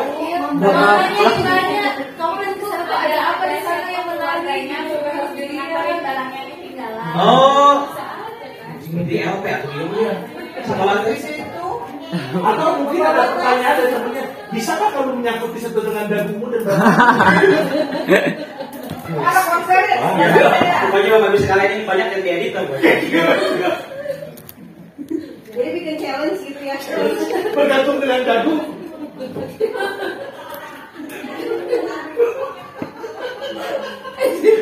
Baik, kita lanjutkan. Terima kasih Bapak Ibu sekalian telah berpartisipasi di komisi pattern ini, gitu ya. Iya, misalnya kita masih terusin nanti kita lihat. Ya, ini Bu Awi tadi menegurnya dan sebagainya. Intinya berarti sebetulnya semuanya sudah memiliki rasa perhatian terhadap murid. Begitu ya. Tinggal nanti bagaimana caranya kita bisa mengaplikasikan tadi teh bahwa kita jangan serta-merta langsung menerapkan hukuman pada murid. Begitu. Kita coba kita pikirkan kembali bagaimana kalau itu terjadi pada anak kita. Gitu, ya. Misalnya barangkali kita tiba-tiba dapat kasih kabar sama anak kita, Pak, Bu, tadi dihukum. Tiba-tiba di sini, padahal saya mau cerita tapi belum cerita udah langsung dihukum. Seperti itulah pokoknya dia curhat dan sebagainya. Nah, boleh jadi yang kita lakukan itu pun mungkin yang dirasakan sama anak kita, anak didik kita di sekolah ini. Begitu. Dia ingin bercerita, ingin jujur, tapi tidak ada momennya ketika mereka sudah ingin bercerita pun sudah langsung dikat. Pokoknya kamu kudu kieu. Dan hukumannya menyakitkan. Ya. Tadi yang dikatakan Bu Anggi, mengapa keyakinan kelas, mengapa tidak peraturan kelas saja? Coba ini Bapak Ibu sekalian ada pertanyaan seperti ini. Mengapa kita tidak memiliki peraturan tentang penggunaan helm pada saat mengendarai kendaraan roda 2 atau roda bermotor, begitu ya? Nah, maksudnya begini, diwajibkan, pokoknya kalian tidak memakai helm ditilang. Ya karena apa? Karena mungkin kepolisian pun atau pemerintah pun belum bisa memberikan sesuatu yang sifatnya itu bisa menempel ke jiwa masing-masing pengendara itu. Bagaimana caranya menunjukkan nilai bahwa memakai helm itu untuk keselamatan. Begitu. Makanya harus pakai sanksi, harus ditilang, didenda dulu. Memakai helm denda 50.000. Padahal 50.000 itu kepala kita loh, gitu loh. Ya seperti itu. Itu kadang-kadang yang belum kita sadari. Ya. Saya pernah dengan katanya nih si polisi ini ngomong pakai helm Ya. karena kalau cuma luka bisa sembuh, bisa diganti. Kalau kepala pecah dan nggak bisa diganti, dia bilang kayak gitu. Jadi akhirnya pengemudinya sadar, oh betul, nggak ada gantinya, ada kepala mana, kenapa? Jadi dia pakai helm gitu, benar mungkin gitu kali ya. Ya. Jadi ya mungkin bagaimana caranya dengan metode apapun menyadarkan bahwa pengguna kendaraan itu khususnya bermotor roda 2 bahwa memakai helm itu sangat berguna untuk keselamatan mereka. Iya, buat dia bukan buat kita. Iya, gitu. Begitu. Bahkan yang paling yang paling sangat tidak masuk akal adalah itu ongkos untuk keselamatan kita. Tapi kita yang denda, yang kita yang disanksi, yang kita dapat tilang lumayan mampu seperti itu. Yang kedua, memakai masker, mencuci tangan dan sebagainya teh. Sama kan untuk kesehatan kita. Itu kan bisa berujung dengan kematian pada saat pandemi ya. Obat itu. Ya, begitu. Dan ini pun dulu pernah ada mobilisasi juga untuk menyadarkan mereka, kita semua untuk menggunakan masker pada saat itu. Begitulah. Ya, makanya kita harus membuat suatu keyakinan bersama-sama ya. Ya, kalau sudah diyakini bersama-sama pasti tidak perlu dengan adanya hukuman, punishment, kemudian tilang dan sebagainya ya sudah sadar. Begitu, menunjukkan kesadaran. Bapak Ibu sekalian, nah, membuat keyakinan kelas, ini tadi saya tunjukkan Bapak Ibu sekalian. Tadi saya juga membuat keyakinan kelas, walaupun anak-anak nulisnya ngeraracok kayak gini ya. Setelah ini saya harus percaya. Nah, ini tadi saya membuat beberapa pertanyaan untuk keyakinan kelas. Yang pertama, ungkapkan kelas impian kalian. Yang kedua, bagaimana cara mewujudkannya. Yang ketiga, tugasnya guru ngapain biar si keyakinan kelas ini berjalan dengan baik, dan tugas murid juga harus bagaimana biar sama-sama saling mendukung. Ternyata anak ada yang cabruk, ada yang memang dia curhat dan sebagainya. Nah, ini Bapak Ibu sekalian. Ada di sebelah salah kirim. Solidaritas, harus saling menghormati. Jangan ada PR di antara kita, coba. Tidak saling menjauhi teman dan sebagainya. Gak tahu bingung saya juga ngikut aja. Saling dan sebagainya itu. Nah, walaupun dari seperti ini, tapi ada beberapa yang memang masuk akal dan memang bisa digunakan untuk keyakinan kelas. Begitu ya. Misalnya tadi ada yang menghargai pendapat orang lain, begitu ya. Nah, contohnya apa? Misalnya dalam kelas ada diskusi, berarti kita kalau disepakati, berarti memang kalau diskusi itu harus saling menghargai pendapat teman. Kemudian juga harus saling kolaborasi, dan jangan sampai misalnya tadi juga banyak dijelaskan di sini anak-anak curhatnya itu gak mau kalau kelompok sama si ini sama si itu dan sebagainya, punya circle masing-masing, punya bestie-bestian tiap orang ini.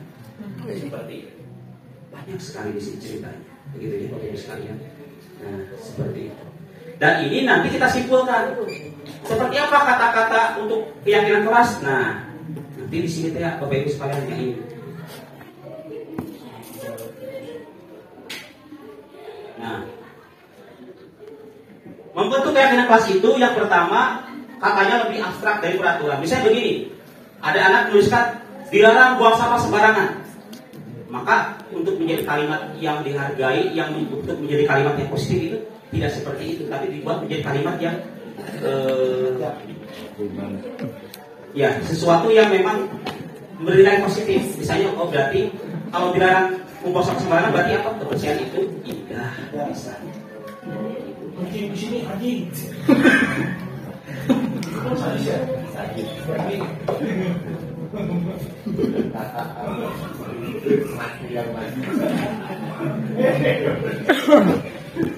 Kalau pilih audiens.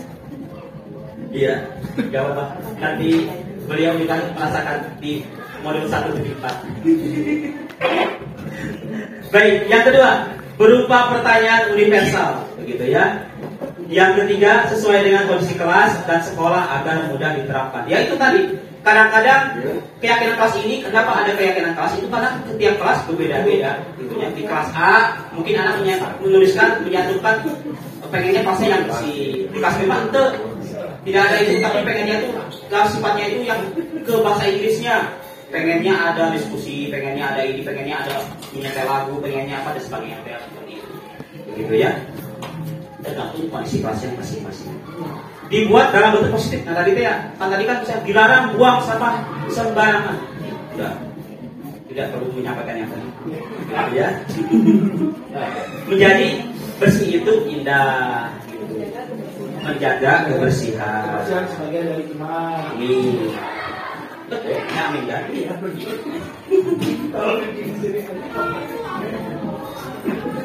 Semua warga kelas dilibatkan. Baik sekalian.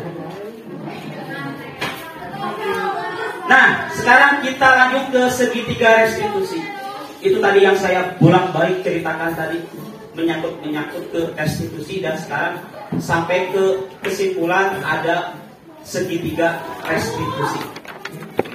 Nah, kalau kita sudah menerapkan adanya keyakinan kelas, begitu ya, kemudian suatu hari terdapat murid kita yang melanggar keyakinan kelas tersebut, maka tidak serta-merta kita sebagai guru itu langsung menghukum mereka, tidak. Tetapi kita berusaha untuk menerapkan restitusi terlebih dahulu, yaitu bagaimana anak menyadari kesalahannya dan tidak melakukan perbuatan hal tersebut lagi di kemudian hari. Begitu Bapak Ibu sekalian. Yang pertama adalah menstabilkan identitas, yang kedua validasi kebutuhan, yang ketiga menanyakan keyakinan. Nah, berikutnya ini apa saja kata-kata yang bisa kita gunakan untuk menstabilkan identitas? Misalnya, berbuat salah itu hal yang manusiawi. Tenang naon atau neng, dan Bapak Bala pernah melakukan hal yang seperti itu. Hanya, gitu ya. Kemudian misalnya contoh yang lain, kita masih bisa menyelesaikan permasalahan ini dan sebagainya. Itu tergantung dari kalimat yang Bapak Ibu bikin sendiri ya. Redaksi ini tergantung Bapak Ibu sekalian. Yang penting porsinya adalah fungsinya untuk menstabilkan identitas. Maksudnya menstabilkan itu apa sih? Membuat anak merasa gagal karena berbuat salah menjadi positif terhadap dirinya sendiri.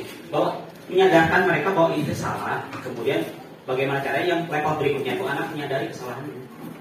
Begitu ya. Yang kedua, setelah tadi menstabilkan identitas adalah validasi kebutuhan. Membantu murid mengenali basic need yang ingin dipenuhinya ketika melakukan kesalahan itu. Ya, pada dasarnya setiap tindakan manusia tujuannya adalah untuk memenuhi basic need. Apakah itu tadi hanya ada yang 5 ya? Begitu ya. Untuk bertahan hidup, kesenangan dan sebagainya teh. Nah, ini mah contoh kalimatnya yang bisa kita gunakan. Misalnya, apa yang penting bagi kamu, begitu ya. Kamu pasti punya alasan mengapa melakukannya dan sebagainya. Intinya mah diajak diskusi, diajak ngobrol, begitu ya, biar nyaman, peer-to-peer-nya. Kemudian yang berikutnya Bapak Ibu sekalian, menanyakan keyakinan kelas. Nah, ini ya. Sampai di tahap ini makanya kita sebelum menerapkan segitiga restitusi ini, kita perlu adanya membuat keyakinan kelas terlebih dahulu di kelas kita. Kita tidak bisa mungkin langsung ujuk-ujuk. Sok sini nek, duduk. Tahu nggak kesalahan kamu apa? Tahu nggak keyakinan kelas yang mana yang kamu langgar? Masih si bapak nih. Nah, karena mungkin belum ada kesepakatan yang sepakati bersama di kelas kita. Begitu. Makanya saya menyebutkan keyakinan kelas. Kita mulai dari yang terkecil dulu di kelas kita sendiri. Begitu ya. Tidak perlu memikirkan bagaimana kalau yang di sekolah. Berarti harus ada keyakinan sekolah. Berarti harus membuat, jangan memikirkan hal yang besar dulu. Kita berpikir dari hal yang kecil dulu, dari sekarang dan mulai dari kita sendiri dulu. Begitu ya Bapak Ibu sekalian. Nah, baik. Sampai sini dulu ada pertanyaan atau ya ada yang didiskusikan Bapak Ibu? Baik, ada kasus. Kebaca tuh? Saya sharekan ya. Kira kalau sudah dibaca, kalimat apa yang bisa Bapak Ibu berikan untuk menstabilkan identitas melihat kasus tersebut? Iya teh si Devi teh bolak-balik ke kamar mandi wae. Pokoknya kalau teman-temannya tawa, dia lebih senang lagi kan? Seperti itu. Nah, kira-kira untuk menstabilkan identitas ini, kira-kira Ibu bayangkan Ibu adalah sebagai wali kelasnya memanggil si Devi setelah pulang pelajaran ke ruangan guru, kemudian kita menerapkan restitusi, segitiga restitusi. Kira-kira yang pertama untuk menstabilkan identitas itu apa yang akan Bapak Ibu katakan kepada Devi? Mangga? Silakan. Masuk ini diedit lagi nih. Bu Mira ya. Kalau menstabilkan itu kan bikin nyaman dulu. Betul. Bentar. Kita ya kan biasa ya gitu. Pernah lah kayak gitu. Sebenarnya kenapa? Dulu terus itu yang jelas mah menganggap bahwa kejadian dia di kamar mandi kalau memang secara sulit itu mah hal yang biasa. Ya, betul. Baik. Itu menstabilkan stabil dan mau lanjutkan Bu Mira langsung validasi sampai keyakinan. Baik, terima kasih. Ada lagi yang untuk stabilkan identitas Bapak Ibu? Kira-kira kalimat apa yang ingin disampaikan oleh Bapak Ibu kepada Devi? Devi ini jadi siswa di kelas 11 ULP, yaitu kayaknya tuh senang banget bolak-balik ke kamar mandi, tapi kelihatannya bohong iya mah. Mainnya sih sebelin wae. Gitu kan. Apalagi kalau diketahui sama temannya dia semakin gitu kan. Ya, macet. Begitu. Kira-kira bagaimana kira-kira? Melihat kalau tadi dia di segitiga restitusi. Sekarang Bapak Ibu ada lagi? Ya.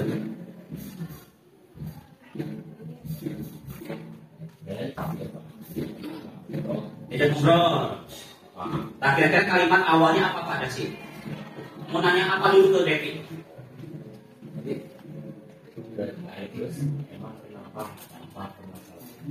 Oke, tanyakan. Kira-kira kenal sih? Begitu ya. Baik, terima kasih. Ada lagi Bapak Ibu? Lagi nggak enak badan ya? Lagi nggak enak badan ya? Nah, siap. Baik. Sekarang bagaimana kalau validasi tindakan? Kalau di sini katanya kalau validasi tindakan itu contohnya kamu pasti punya alasan mengapa melakukannya. Apa yang penting bagi kamu dan sebagainya itu. Kira-kira kalau di kalimat yang di sini cocoknya bagaimana? Validasi tindakan. Pak Dede? Oh iya, baik. Sampai iya saja. Ya sudah. Tidak ada? Bu Mira? Apa ya? Devi, Bapak! Ya. Pak Reno? Oh iya, dokumentasi. Ya sudah tuh Bu Cinta. Jawab. Iya. Kenapa? Kira-kira validasi tindakannya apa kata-katanya? Tapi gimana caranya kan? Sulit sih. Sudah ada di grup. Mana gitu? Kan tadi Sudah di belakang kamera lagi.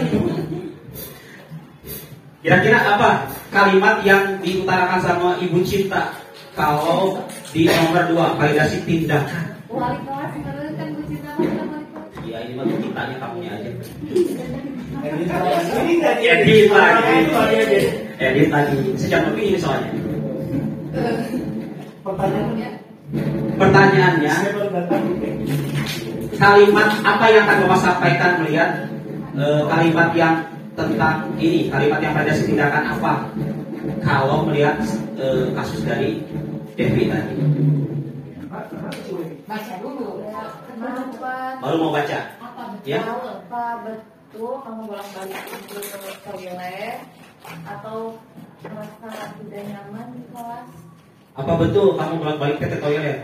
Bukan ke japlak gitu. Atau merasa nggak nyaman gitu? Atau merasa nggak nyaman di kelas? Sebenarnya itu langsung ke konteks sebenarnya. Jadi pasti punya alasan kenapa bolak-balik.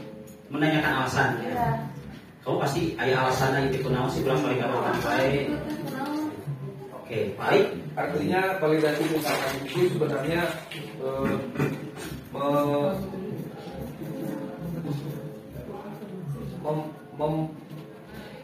mengaksesnya apa yang dia lakukan itu apakah benar atau tidak ya sebenarnya di situ ya mengkonfirmasi ya mengkonfirmasi. Jadi pertanyaan yang mengguluyur itu dari menstabilkan mengalir ya dari menstabilkan identitas itu jangan sampai ada kayak kaget gitu siswanya ya. Jadi pertanyaannya harus langsung ke yang tadi mengkonfirmasi. Contohnya kayak gini misalkan Katanya kamu sering ke toilet. Devi kamu katanya kayak gitu kan katanya kasus dengar dari teman Kamu sering ke toilet. seperti itu kan. Nah itu di luar menstabilkan identitas sebenarnya ya. Nah sehingga betul tidak kamu validasi di sini teh betul tidak kamu keluar masuk itu teh karena kebelit putar sembelit putar. Nah, itu jadi Sebelit utang. Baik. Terakhir, saya keyakinan. Ini anggap bahwa ternyata dekat itu sudah kembali. Kira-kira kalimatnya apa ya? Kalau di sini contohnya menanyakan keyakinan itu, nah seperti ini. Itu udah ada itu Anggap cerita pasti sudah ada, karena kita menerapkan institusi. Iya, tahu kan kalau kita sudah Baik, jadi Bapak Ibu sekalian sebetulnya sudah ada gitu kan minimalnya, walaupun tidak terlalu dalam yang saya sampaikan, tapi intinya sudah mulai ada gambaran. Jadi Bapak Ibu sekalian, kalimatnya tidak mesti harus seperti ini, tidak. Sebagaimana kita menyesuaikan dengan kondisi anaknya, bagaimana kita nyamannya, kalimat itu terserah Bapak Ibu sekalian. Yang penting benar. Yang penting sampai bahwasanya anak kita itu satu menyadari kesalahannya, yang kedua tidak melakukan hal tersebut di kemudian hari tanpa melaksanakan hukuman. solusi. Ya. Kayak tadi sebelit kan, ya kita bawa UKS atau kehutanan. Nah, Serius. ya. Baik. Kira-kira motif yang dilakukan Devi apa motifnya? Kalau melihat tadi ada yang 5T, ada yang survival, ada yang freedom dan sebagainya. Pengakuan. Caper. Pengakuan.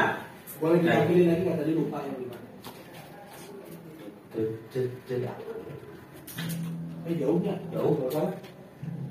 Iya, guys. Pengakuan dulu, nggak usah. Ini. Kita kan punya kesepakatan. Oh iya. Oke. Kesenangan, jangan kesenangan. Dia kebebasan. Senang ikat kamar mandi. Sudah mau serius kok jadi konyolan? Kebebasan. Karena Nah, itu butuh. oke. Sebelit. Oke.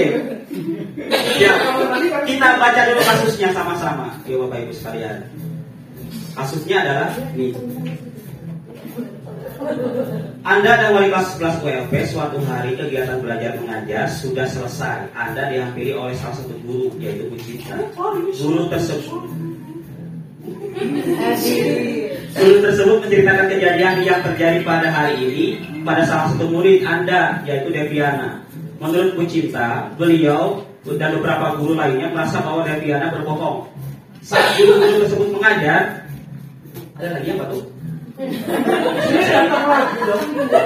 Dia datang lagi dong. Saat guru-guru tersebut mengajar, Devi beberapa kali izin ke toilet. Pada awalnya guru-guru tersebut merasa biasa saja. Namun dalam 1 jam pelajaran, Devi beberapa kali izin ke toilet. Ketika ditanya alasannya, Devi selalu bilang sembelit. Setiap kali Devi izin ke toilet pun selalu diiringi dengan tawa dari teman-temannya.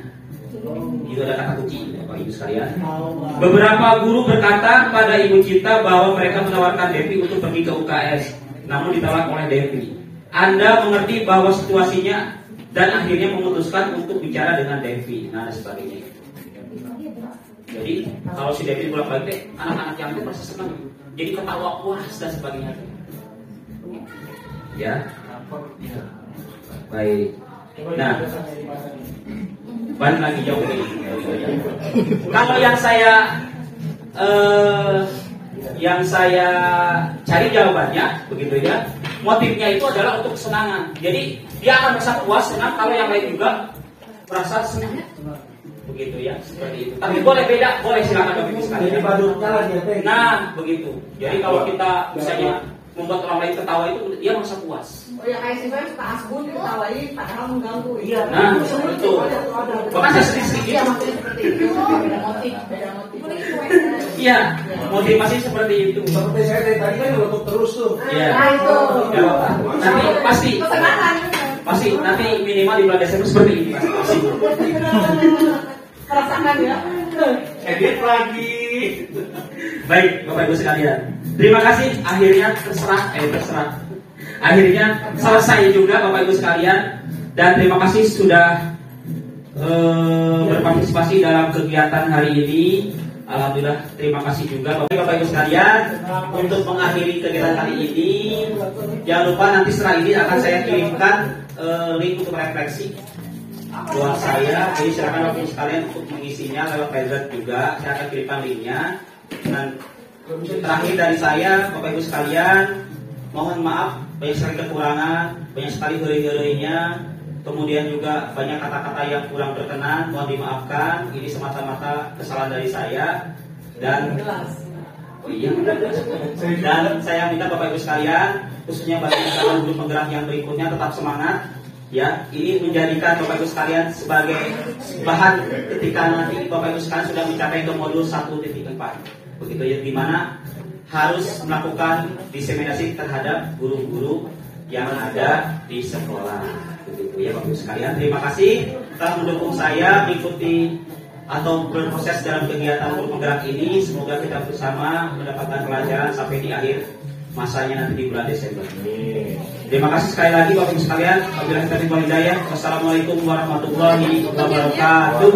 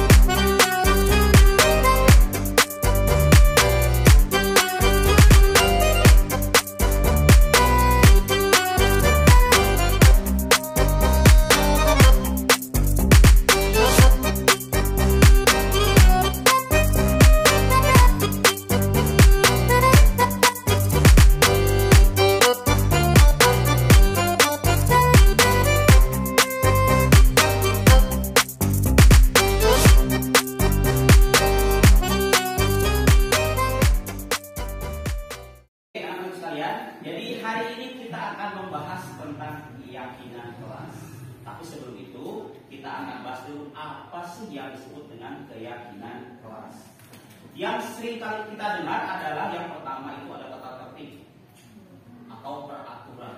Nah, kira-kira bedanya apa ya sama keyakinan kelas? Ya, ini dia. Kebanyakan ya misalnya ya. Ini harus bilang peraturan kelas. Peraturan bagian dari malu ya. Peraturan kelas. Jadi aturan yang memaksa pada pihak tertentu. Jadi begini, kalau peraturan tiba-tiba kamu datang ke SMK 3, datang ke sekolah ini, sudah ada tertentu, sudah ada aturan. Pokoknya kalau terlambat, poinnya segini. Kalau kamu tidak memakai seragam yang ini di hari ini, berarti poinnya segini dan sebagainya. Dan itu sifatnya memaksa. Begitu, itu peraturan. Bagaimana dengan keyakinan kelas? Yang kita bahas ini. Keyakinan kelas itu adalah merupakan suatu kesepakatan bersama, gitu ya. Nanti akan menjadi perilaku yang disepakati kemudian untuk membuat di pelajaran kita itu, khususnya di pelajaran bahasa Inggris itu, jadi enak, jadi nyaman, gitu ya. Misalnya, contohnya, kalau saya, gitu ya, kalau saya peraturan dilarang bawa sapu sembarangan, gak boleh main HP kalau jalan saya. Tidak boleh tidur, tidak boleh, itu peraturan. Begitu. Tetapi kalau yang namanya keyakinan kelas adalah kita memikirkan bersama apa yang akan membuat kita nyaman di kelas. Makanya semuanya harus bekerja sama memikirkan apa saja yang tepat untuk di kelas kita biar nyaman. Gitu ya. Oke, sudah tadi ada nomornya. Apa saya kemana? Nah, oke. Ada 4 pertanyaan yang harus kalian isi. Yang pertama adalah yang ini, ungkapan kelas impian kalian. Yang kedua, bagaimana cara mewujudkannya. Yang ketiga, guru tugasnya harus ngapain biar si yang kamu pikirkan itu menjadi terlaksana. Kemudian tugas kalian harus ngapain biar juga sama-sama bisa terlaksana dengan baik. Contohnya bagaimana? Nih, kalian tinggal klik tanda plus. Subjek tulis nama kamu, ya, Siti Marfuah. Nah, di situ doang ini tulisnya. Oke, ungkapan kelas impian kalian. Saya mah gak boleh nyampah. Berapa kayak gini? Oke, udah publis. Tuh. Gitu ya. Terus yang kedua, bagaimana wujudkannya? Sama, kasih nama lagi. Siti Marfuah. Gak boleh bawa jajan ke kelas. Nah, tugas gurunya apa? Siti deui. Wayahna apa kali Sitina?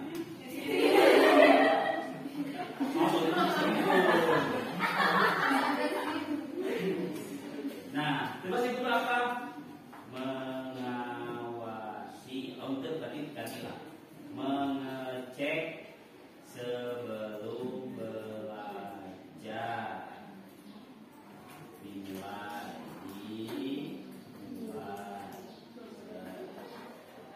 Tugasnya murid ngapain? Marfuah. Tertib. Gak boleh bawa jajan ke kelas. Ini contohnya. Nah, yang lainnya silakan. Kalian juga yang lainnya lagi biar kelas kita nyaman, biar kita juga bisa belajar dengan enakan di kelas teh. Itunya sok. Apakah lingkungan kelasnya, apakah perorangannya, boleh silakan. Ya, semua harus berpartisipasi. Yang nggak punya kuota silakan ketik dulu. Harus pakai HP-nya beda-beda. Terus, biar nanti terdeteknya IP-nya beda misalnya. So, silakan. Ya, Pak saya mau punya idenya lebih dari 3, silakan. Bagi di sini, yang ini kelasnya mungkin 3 kali. Oh, sudah ada yang nanti. Oke, seperti itu. Jadi nanti kita akan merumuskan bersama kesepakatan kelas kita tuh apa saja. Kemudian kalau sudah sepakati, berarti nantinya, ayo kita sama-sama biar ini berjalan dengan baik. Kita sama-sama harus menjalankannya.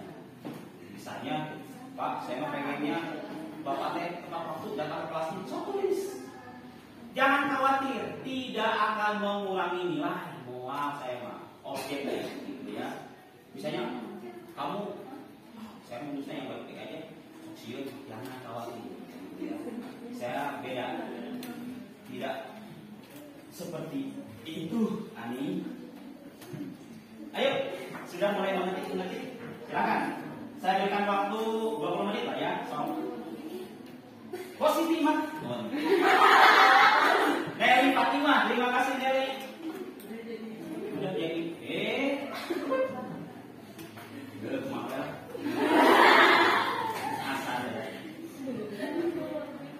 Ayo silakan.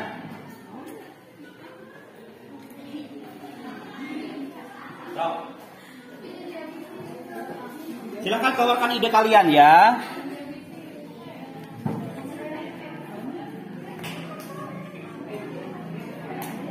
Silakan idenya dikeluarkan.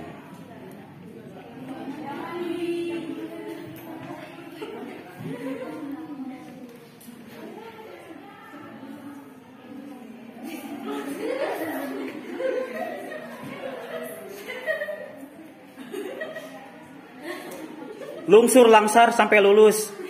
Amin. Kok jadi harapan gini nih mah?